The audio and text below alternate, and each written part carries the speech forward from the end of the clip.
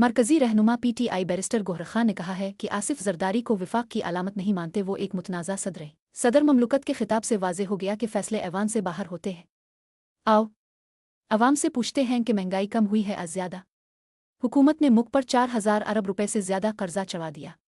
उन्होंने सदर ममलुकत के खिताब के बाद मीडिया से गुफ्तगू करते हुए कहा कि आसिफ जरदारी को विफाक की अलामत नहीं मानते।